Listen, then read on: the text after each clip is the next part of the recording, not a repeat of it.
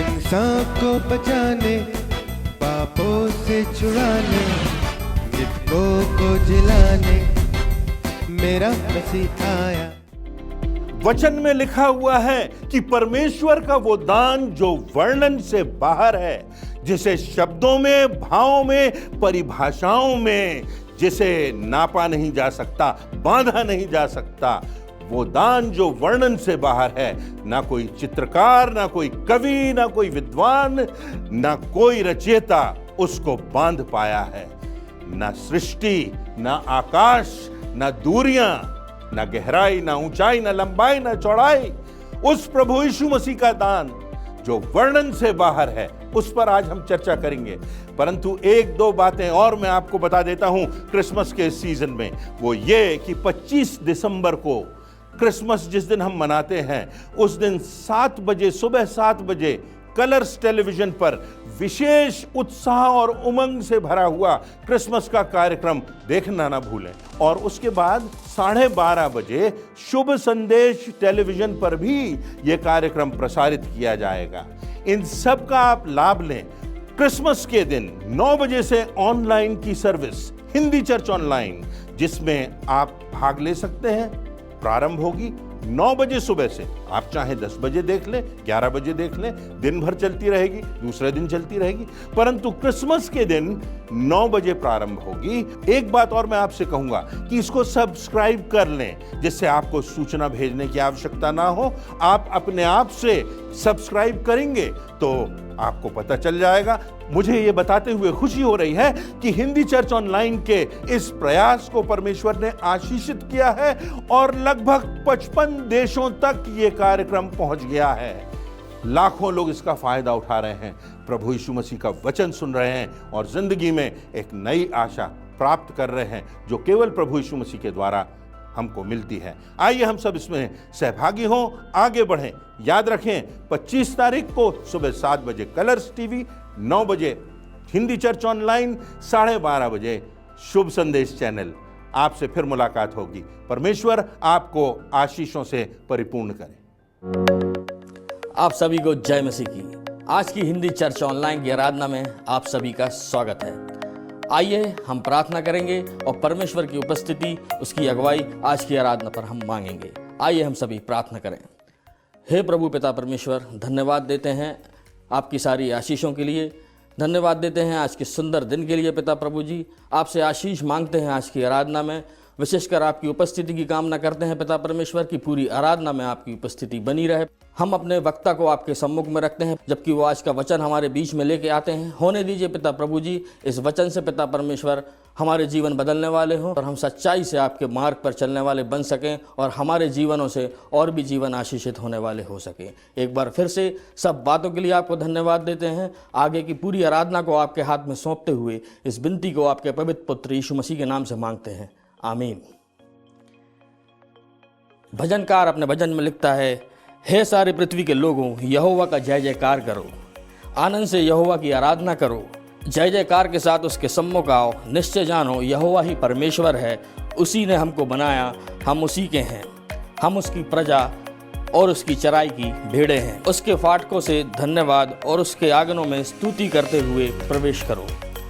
उसका धन्यवाद करो और उसके नाम को धन्य कहो। जैसा कि हम दिसंबर के माह में हैं और बस कुछ ही दिनों के बाद हम प्रभु यीशु मसीह के जन्म उत्सव को मनाएंगे और ये आनंद हम सबों के हृदय में है और हम सब आनंदित हैं।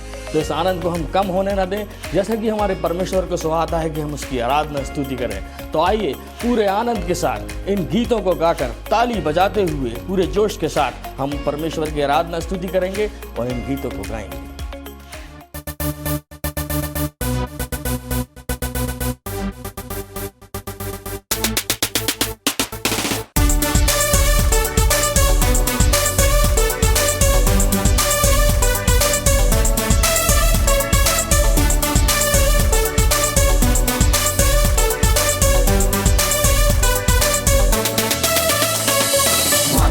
Suhana, aya re, naya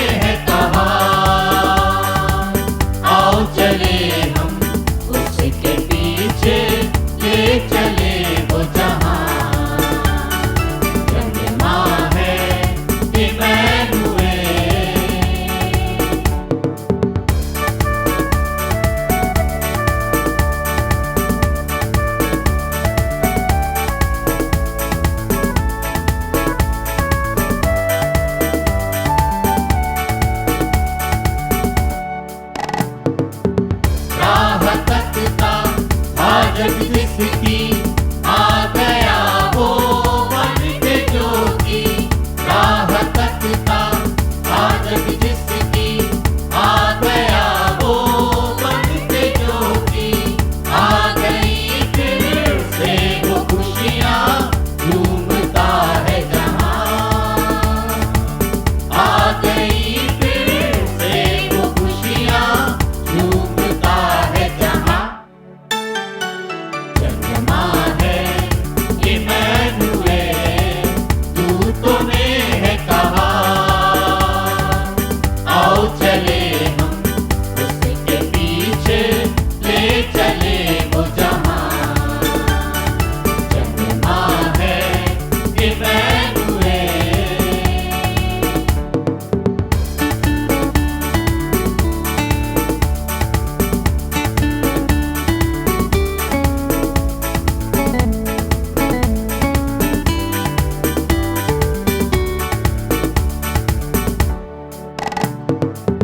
एक नए युग की हो रचना और नया जीवन हो अपना।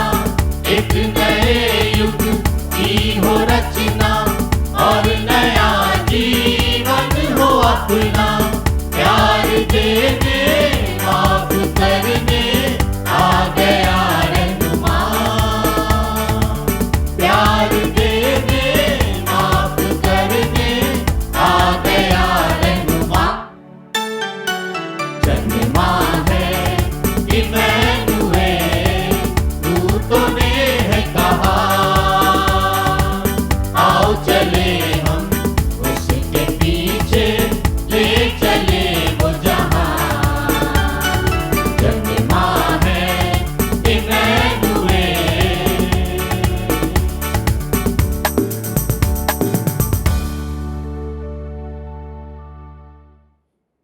प्रभु यीशु मसीह की जीवनी को लिखने वाला एक व्यक्ति हुआ जिसका कि नाम लूक है। लूका के नाम से हम इसे जानते हैं और इसने प्रभु यीशु मसीह की जीवनी लिखी है। इसकी पुस्तक भी नए नियम में पाई जाती है जिसको हम सुसमाचार कहते हैं। मत्ती रचित सुसमाचार और उसके बाद लूका रचित सुसमाचार। और जो लूका था वो बहुत ही होशियार व्यक्ति था। वो शोधकर्ता था, वो विद्वान था, वो चिकित्सक था और इसलिए उसने इतिहास की दृष्टि से, सत्य के तथ्यों की दृष्टि से उसने प्रभु यीशु मसीह के पैदाइश का वर्णन किया है।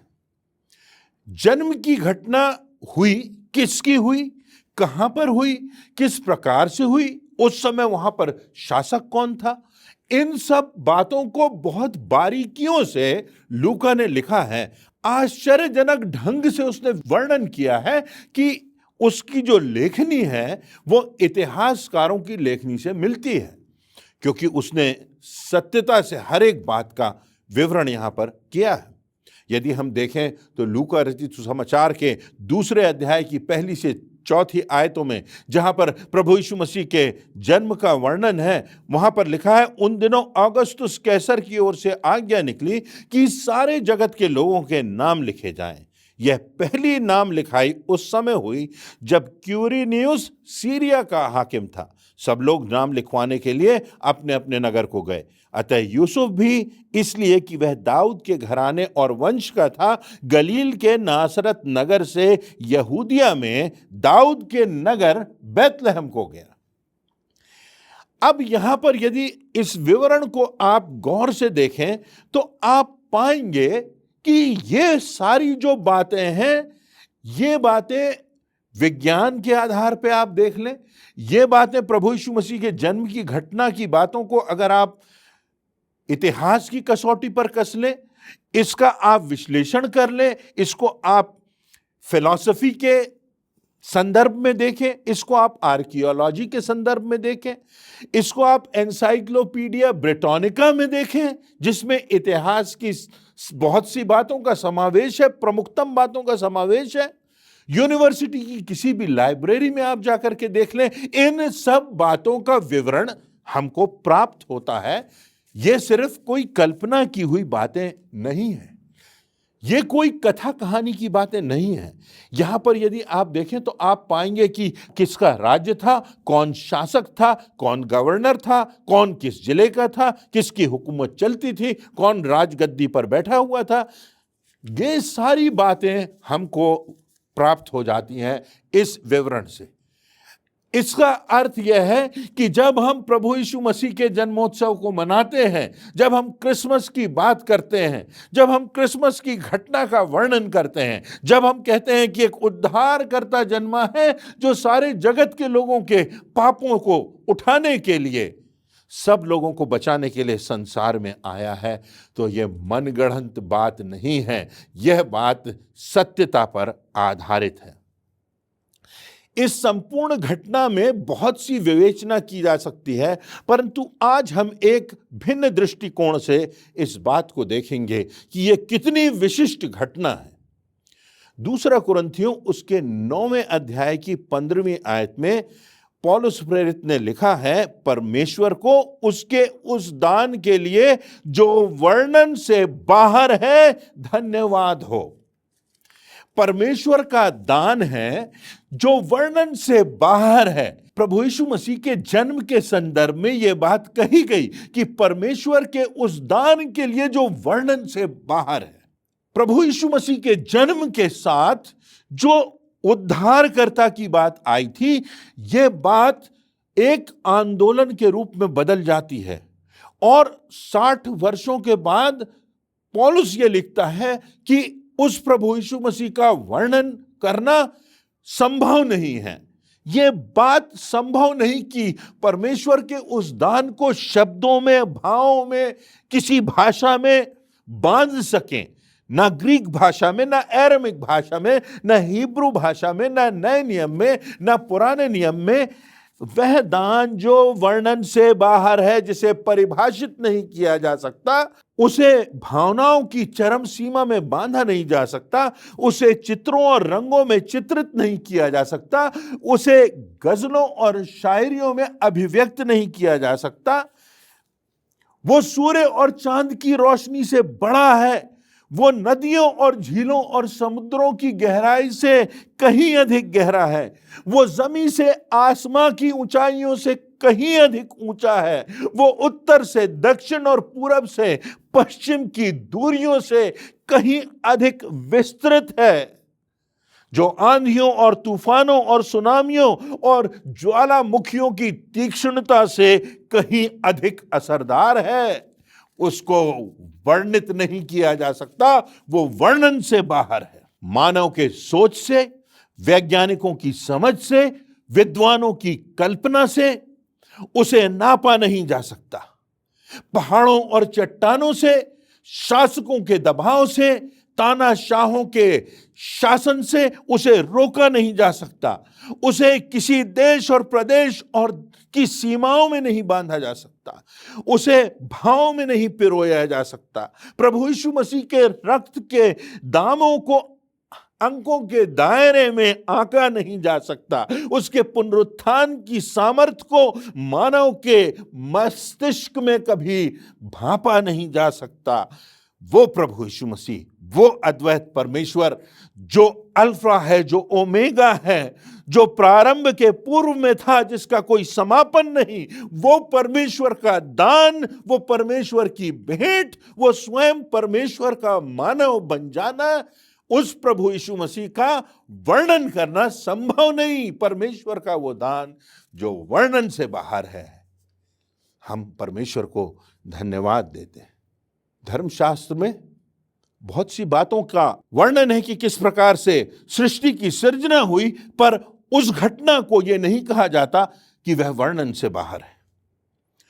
बहुत से आश्चर्य कर्म हुए, आकाश से आग बरसी, विभिन्न क्षेत्रों को आग और गंधक ने तबाह कर दिया। वहां नहीं कहा गया कि वो घटना वर्णन से बाहर है। इब्राहिम अपने पुत्र इसहाक को मोरिया पर्वत पर ले जाता है, वहां वेदी बनाता है और अपने बेटे को बलिदान करने के लिए औजार उठाता है। वो इतिहास की, वो बाइबल की महान घटना है, परंतु वर्णन से बाहर नहीं। अकेले मूसा लाखों इस्राएलियों को मिस्र की गुलामी से छुड़ाता है और आश्चर्य कर्म होते हैं, लाल समुद्र दो भागों में बंट जाता है, पर वह वर्णन से बाहर नहीं। दानव को समाप्त करने के लिए, गोलियात को समाप्त करने के लिए एक साधारण सा युवा पहुंचता है और वो सामान्य से पत्थरों से एक दानव का समापन कर देता है। वो वर्णन से बाहर नहीं। शद्रक, मेशक और अबेदनगो को आग में डाल दिया जाता है और वो नाश नहीं होते, वो बचा लिए जाते हैं धधकती हुई आग के भट्ठे से, पर वो वर्णन से बाहर नहीं। दानियल को सिंहों की मांद में डाल दिया जाता है और भूखे सिंहों के मुख बंद हो जाते हैं, परंतु वो घटना वर्णन से बाहर नहीं। सैकड़ों भविष्यवाणियां पूर्ण हो जाती हैं जो वर्षों और सदियों पूर्व लिखी गई, वो वर्णन से बाहर नहीं। परंतु जब परमेश्वर का मानव के स्वरूप में जन्म लेने की बात होती है, जब इस दान की बात होती है, जब परमेश्वर का धरा पर उतर आने की बात होती है, जब प्रभु यीशु मसीह के इस संसार में आगमन की बात होती है जो एक दान है, तो वो वर्णन से बाहर है, शब्दों से परे है, भावों से, परिभाषाओं से, जिंदगी से, मौत से, प्रारंभ से, अंत से, अनंत तक वर्णन से बाहर है वो प्रभु यीशु मसीह। परमेश्वर का वो दान, परमेश्वर की वो भेंट वर्णन से बाहर है। प्रश्न उठता है कि इस भेंट में क्या है? इसमें प्रमुखता इस बात की है कि यह भेंट परमेश्वर की भेंट है, सृष्टिकर्ता की भेंट है, जिसने कहा और सृष्टि की सृजना हो गई, जिसने कहा, जिसके मात्र शब्द से सारी सृष्टि की सृजना हो जाती है। हजारों, करोड़ों, लाखों और अरबों और अनगिनत तारे जो कि कहीं कहीं पृथ्वी से भी बड़े हैं, उनकी सृष्टि हो जाती है, गैलेक्सीज बन जाती हैं। हिमालय पर्वत से बड़ी कहीं अनगिनत बातों की सृष्टि हो जाती है, ऐसी बातें घटित हो जाती हैं मात्र उसके शब्द से। वो परमेश्वर है, वो उसने इस भेंट को दिया है। आप और मैं इस बात को समझते हैं कि किसी भी भेंट का मूल्य इससे नहीं कि वो कितना कीमती है, पर इससे कि देने वाला कौन है। हमारे पास शायद कोई पारंपरिक, हमारे वंश में किसी बाप दादाओं की कोई भेंट रखी है, हम कहते हैं ये प्राइसलेस है। क्यों? क्योंकि एक विशेष व्यक्ति ने, किसी बहुत अपने ने वो हमको दी थी, उसकी कोई कीमत नहीं है। देने वाला प्रमुख होता है और इस भेंट को देने वाला हमारा परमेश्वर है, जो सर्वज्ञानी है, जो सर्वव्यापक है, जो सर्वशक्तिमान है, जो कहता है तुम्हारे लिए दाऊद के नगर में एक उद्धारकर्ता जन्मा है और यही मसीह प्रभु है। और फिर यह भेंट इसलिए प्रमुख है क्योंकि यह व्यक्तिगत भेंट है, यह हर एक व्यक्ति के लिए दी हुई है। अगर इस संसार में एक व्यक्ति भी होता तो परमेश्वर ने उससे इतना प्रेम किया, वो परमेश्वर की सर्वोत्कृष्ट कृति माना जाता, जैसे मैं और आप हैं, कि उसके लिए भी प्रभु यीशु मसीह को बलिदान कर दिया जाता, परमेश्वर स्वयं धरा पर उतर आता। हर एक व्यक्ति के लिए, जो कोई उस पर विश्वास करे, जितनों ने उस पर विश्वास किया, हर एक के लिए अवसर है। परमेश्वर नहीं चाहता कि कोई भी विनाश को प्राप्त हो। यह एक व्यक्तिगत भेंट है परमेश्वर की हर व्यक्ति को। यह व्यक्तिगत मापदंड है, यह सार्वभौमिक मापदंड है। सही क्या है, गलत क्या है, उचित क्या है, अनुचित क्या है, नैतिक क्या है, अनैतिक क्या है, यह कहां से पता चलेगा? इसका मापदंड क्या होगा? यह जिंदगी को बदल देने वाली भेंट है, ऊपर से नहीं परंतु भीतर से हृदय को बदल देने वाली भेंट है, मानसिकता को बदल देने वाली भेंट है, आत्मा की दिशा को अनंत की ओर, अनंत जीवन की ओर ले जाने वाली भेंट है। यह भेंट है जो हमको परमेश्वर ने दी। और इसीलिए पौलुस कहता है कि धन्यवाद हो परमेश्वर का उस भेंट के लिए जो वर्णन से बाहर है। जब स्वर्गदूत मरियम के पास आए तो लिखा है मत्ती 1:21 में, वह पुत्र जनेगी और तू उसका नाम यीशु रखना, क्योंकि वह अपने लोगों का उनके पापों से उद्धार करेगा। एक मुक्तिदाता आ रहा है, एक उद्धार करता आ रहा है। मानव की सबसे बड़ी आवश्यकता पापों की क्षमा, आत्मा का उद्धार है, मृत्यु के भय को दूर करना है, अनंत जीवन को प्राप्त करना है। वो देने के लिए उद्धार करता जन्मा है। ये वो भेंट है जिसको स्वीकार करने से उस व्यक्ति पर दंड की आज्ञा नहीं रहती। रोमियो 8:1। सो अब जो मसीह यीशु में उन पर दंड की आज्ञा नहीं, क्योंकि वे शरीर के अनुसार नहीं परंतु आत्मा के अनुसार चलते हैं। ये वो भेंट है। इस भेंट का हमने क्या किया? ये परमेश्वर ने दी है, ये व्यक्तिगत भेंट है, ये आपके लिए है, मेरे लिए है, हर एक व्यक्ति के लिए है, हर एक व्यक्ति के उद्धार के लिए है, हर एक व्यक्ति की क्षमा के लिए है। हर एक व्यक्ति पर परमेश्वर ने जो प्रेम प्रकट किया है उससे व्यक्तिगत संबंध जोड़ने के लिए यह भेंट है। इसका हमने क्या किया?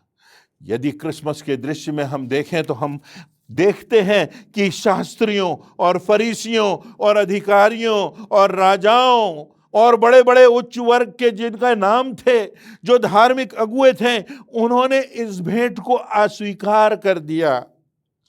उन्होंने अपनी परंपराओं को पकड़े रखने के लिए उन्होंने परमेश्वर के पुत्र का तिरस्कार कर दिया।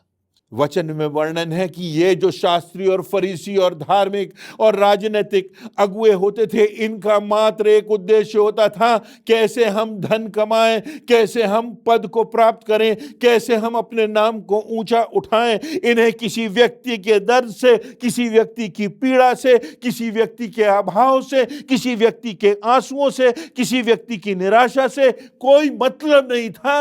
इनका व्यक्ति के हृदय से कोई वास्ता नहीं था और इसलिए इन्होंने परमेश्वर की इस भेंट को जो वर्णन से बाहर है उसको अस्वीकार कर दिया। पिलातुस जो कि न्यायी था, उसने जब प्रभु यीशु मसीह के बारे में सुना और उससे जब वो मिला और जब लोगों ने उस पर जो आरोप लगाए थे उनको निराधार पाया, तो उसने अपने हाथ धो लिए, क्योंकि वो लोगों को खुश करना चाहता था। और इसलिए उसने कहा, मैं तो तटस्थ हूं, मैं अपने हाथ धोता हूं, तुम जानो तुम्हें जैसा करना है, तुम्हारे मत्थे इसका खून हो। तटस्थ बना रहा। जब प्रभु यीशु मसीह का जन्म हुआ तो जिस सराय में जन्म हुआ, सराय का जो मालिक था वो तटस्थ बना रहा। उसने जगह दे दी, अपनी एक औपचारिकता पूरी कर दी, पर वो धन कमाने में लगा रहा। उसके पास समय नहीं था, उसके पास जगह नहीं थी कि वो राजाओं के राजा, प्रभुओं के प्रभु को अपनी सराय में विशिष्टतम स्थान दे सके।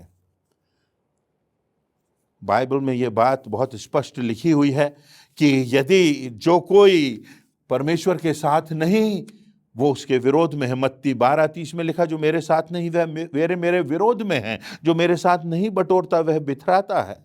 याकूब 4:17, इसलिए जो कोई भलाई करना जानता और नहीं करता उसके लिए यह पाप है।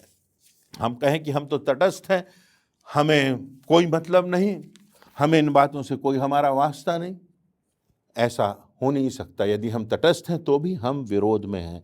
परंतु चरवाहों की, गड़रियों की, जिनकी कोई मान्यता नहीं, यहां तक कि अदालत में उनकी गवाही को मान्यता नहीं दी जाती थी, वो इतने निम्नतम श्रेणी के समझे जाते थे। जब स्वर्गदूतों ने उन्हें समाचार दिया तो उन्होंने तुरंत जैसे ही सुना वैसे ही परमेश्वर के वचन पर विश्वास किया और वो प्रभु यीशु मसीह के पास चले गए। उस प्रभुओं के प्रभु, राजाओं के राजा का जहां जन्म हुआ था, उसे देखने के लिए चले गए और उसका आदर किया, उसकी महिमा की। मत्ती रचित सुसमाचार उसके 12वें अध्याय की 47वीं से 50वीं आयतों में प्रभु यीशु मसीह का एक बयान है जो कि बहुत प्रमुख है। किसी ने उससे कहा, देख तेरी माता और तेरे भाई बाहर खड़े हैं और वे तुझसे बात करना चाहते हैं। यह सुनकर उसने उन्हें उत्तर दिया, प्रभु यीशु मसीह ने उन्हें उत्तर दिया, कौन है मेरी माता और कौन है मेरे भाई? और अपने चेलों की ओर अपना हाथ बढ़ाकर कहा, देखो मेरी माता और मेरे भाई ये हैं, क्योंकि जो कोई मेरे स्वर्गीय पिता की इच्छा पर चले वही मेरा भाई और बहन और माता है। जो परमेश्वर की इच्छा पर चले उससे मेरा व्यक्तिगत संबंध है, दिल का दिल से संबंध है, आत्मा का आत्मा से रिश्ता है। तो इस भेंट का क्या उद्देश्य है? परमेश्वर ने यह भेंट हमको क्यों दी? भेंट विशिष्ट उद्देश्यों से दी जाती है। अपना प्रेम प्रकट करने के लिए, अपने संबंधों को मजबूत करने के लिए बड़े बड़े लोगों को बड़ी बड़ी भेंट दी जाती है। किसी के बच्चे की शादी है, किसी की बेटी की शादी है, कि हमारा एक नया संबंध बन जाएगा, राजनीति में या किसी विशिष्ट स्थान पर हमारा एक उच्च स्थान हमको प्राप्त हो जाएगा। बड़ी बड़ी भेंटें दी जाती हैं। परंतु परमेश्वर ने ये जो भेंट दी, हर एक व्यक्ति को बचाया जा सके, आत्माओं को बचाया जा सके, व्यक्ति को प्रेम का अर्थ उस प्रभु यीशु मसीह के प्रेम से के प्रगटीकरण से प्राप्त हो सके। परमेश्वर का व्यक्तित्वीकरण प्रभु यीशु मसीह बन जाता है। परमेश्वर कैसा है, प्रभु यीशु मसीह के जीवन में हम देख सकते हैं। और तब ये इसलिए भेंट प्रमुख है क्योंकि परमेश्वर ने यह भेंट दी है कि वो हम सबको बचाए, हर एक व्यक्ति को बचाए। इस भेंट में हमारा ही हित है, अनंत काल का जीवन हमको प्राप्त होता है, परमेश्वर की स्वर्गीय राज्य की प्राप्ति हमको होती है। यह भेंट ऐसी है, यदि हम प्राप्त कर लें तो हम दूसरों को दे सकते हैं, और देने से यह भेंट कम नहीं होती। जितना हम देंगे हम उसके स्रोत बन जाएंगे, ये घटती नहीं। ये भेंट है जो हमें निश्चितता देती है इस संसार में और इस संसार के पार। ये भेंट है जो हमें नया जीवन देती है, जो हमें नया अध्याय प्रारंभ हमारा करती है। ये भेंट है जो हमारे गुनाहों को हमसे मुक्त करती है और हमको परमेश्वर के सामने उसकी संतान होने का अधिकार देती है। ये वो भेंट है कि हम दूसरों के लिए स्रोत बन जाते हैं आत्मिक और अनंत आशीषों का। शास्त्री और फरीसी अपनी धार्मिक परंपराएं पूरी करते रहे, रीति रिवाजों को निभाते रहे, परंतु भेंट स्वीकार नहीं की गई। वो भेंट जो परमेश्वर की भेंट थी, जो सराय का मालिक था, जो पिलातुस था, वो तटस्थ बने रहे। परंतु जो चरवाहे थे, जो विनम्र थे, जो आभाव में थे, उन्होंने प्रभु यीशु मसीह को प्राथमिकता दी। उन्होंने परमेश्वर के वचन के प्रति वो आज्ञाकारी रहे आए और उन्होंने इस भेंट को स्वीकार किया। परमेश्वर का आदेश है कि हम ना सिर्फ इस भेंट को स्वीकारें और अनंत जीवन और मोक्ष और उद्धार को प्राप्त करें, परंतु हम उस परमेश्वर की इस भेंट को दूसरों को बांट सके, दूसरों को ये संदेश दे सके कि तुम्हारे लिए एक उद्धारकर्ता जन्मा है, यही मसीह प्रभु है।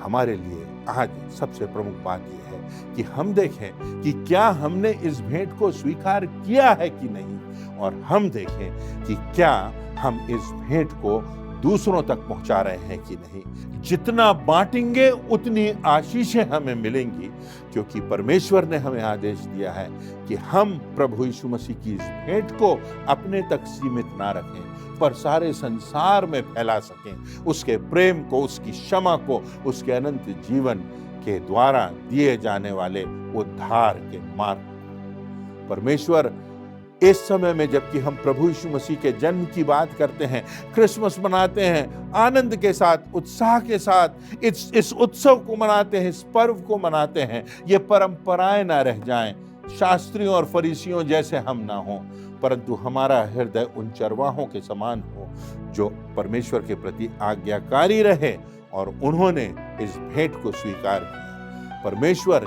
इन वचनों से हम सबों को प्रेरणा दे, यही मेरी याचना है। आज के आशीषित और प्रभावशाली वचन के लिए परमेश्वर पिता को धन्यवाद देते हैं। हम निश्चित ही इस वचन के द्वारा आशीषित हुए होंगे। ये समय होगा कि हम प्रभु भोज की मेज में शामिल होंगे। इसके पहले हम अपने मनों और हृदय को तैयार करें इस गीत के द्वारा।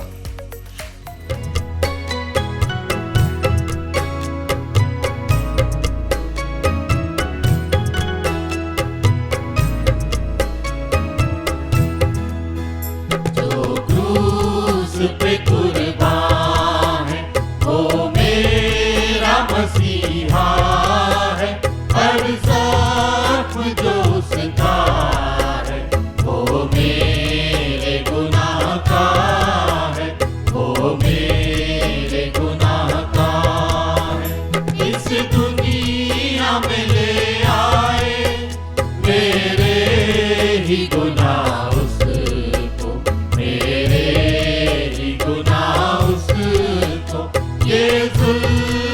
सितम उस पर मैंने ही कराया है, मैंने ही कराया है।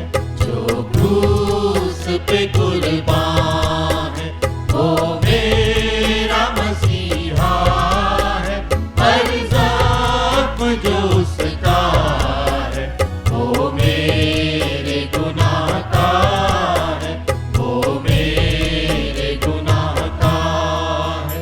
इंसान है वो कामिल और सच्चा खुदा वो है, और सच्चा खुदा वो है।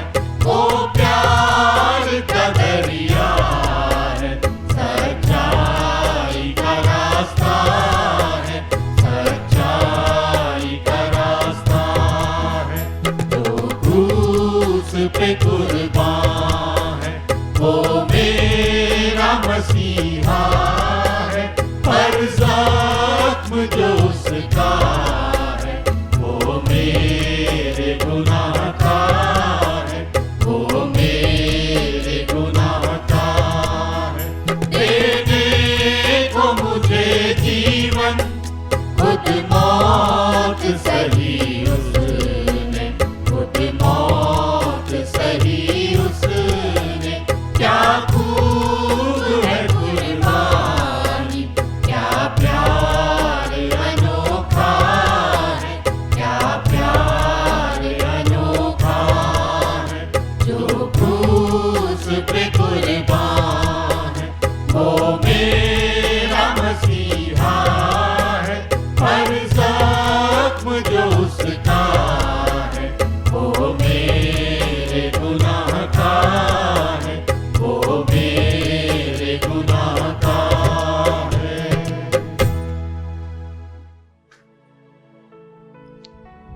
प्रभु भोज की यह विधि प्रभु के द्वारा स्थापित एक स्मारक के रूप में हमारी आराधनाओं का केंद्र होती है, क्योंकि प्रभु यीशु मसीह ने स्वयं कहा कि जब जब इस रोटी में से खाते और इस कटोरे में से पीते हो, मेरी मृत्यु को याद करते रहना जब तक मैं पुनः वापस ना आ जाऊं। इसलिए यह विधि हमारी आराधनाओं का केंद्र होती है और हम पूरी नम्रता और दीनता के साथ इसमें सहभागी होते हैं, क्योंकि प्रभु ने जिस रात वो पकड़वाया गया उसने रोटी ली, धन्यवाद करके उसे तोड़ी और अपने शिष्यों को दी और कहा, लो खाओ, यह मेरी देह है।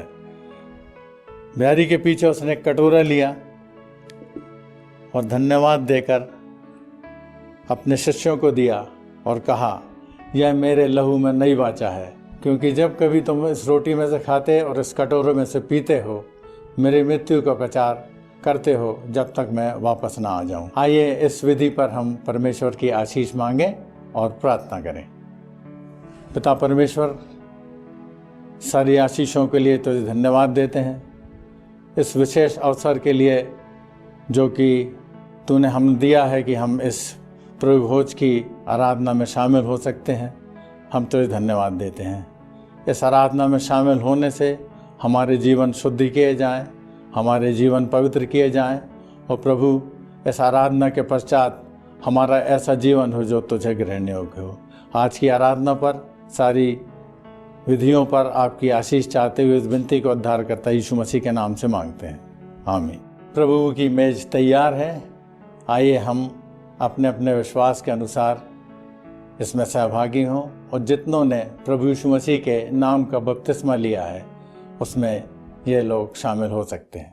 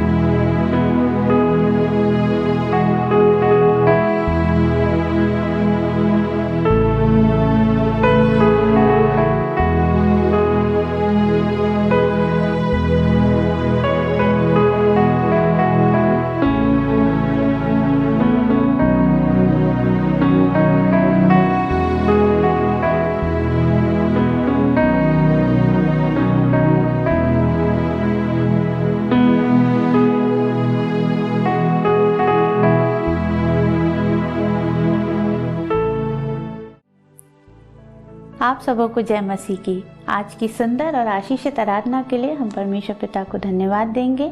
हम सब अंतिम प्रार्थना में जाएंगे। प्रार्थना के पश्चात प्रार्थना के रूप में हम कोरस गालेंगे और परमेश्वर की आशीष से आज की आराधना समाप्त करेंगे। आइए हम प्रार्थना करें। पिता परमेश्वर, प्रभु यीशु मसीह के सामर्थ्य और मधुर नाम से आपके चरणों के नज़दीक आते हैं। धन्यवाद देते हैं पिता परमेश्वर आज के सुंदर दिन के लिए, हिंदी चर्च ऑनलाइन के लिए कि हम सब इसमें सहभागी हो सके। आज के सुंदर वचन के लिए पिता परमेश्वर धन्यवाद देते हैं जो आज आपके दास के द्वारा हमारे मध्य में परोसा गया। पिता परमेश्वर इन वचनों के द्वारा होने दीजिए कि हम अपने जीवन को आपके लिए समर्पित और भावता हुआ बलिदान करने वाले हो सकें। हम धन्यवाद करते हैं आपके उस भेंट के लिए जो आपने हमें दी है। आज के सुंदर आराधना पर आपकी उपस्थिति और आशीष बनी रही, इसके लिए हम धन्यवाद करते हैं और इस छोटी सी प्रार्थना को आपके ही इकलौते बेटे प्रभु यीशु मसीह के नाम से मांगते हैं। सुनिए और दया करके ग्रहण कीजिए। आमीन। हम तो जलते दीप हैं यीशु की ज्योति में, जब तक है जहां में हम उसे फैलाना है। अंधियारी डगर में हो आंधियां कहीं, उस मसीह की ज्योति हर कहीं फैलाना है। हम तो जलते दीप हैं। आइए हम परमेश्वर की आशीष को ग्रहण करेंगे। अब हमारे परमेश्वर पिता का प्रेम, प्रभु यीशु मसीह का अनुग्रह और पवित्र आत्मा की शांति और सहभागिता हम सबों के साथ अनंत काल तक बनी रहे। आमीन।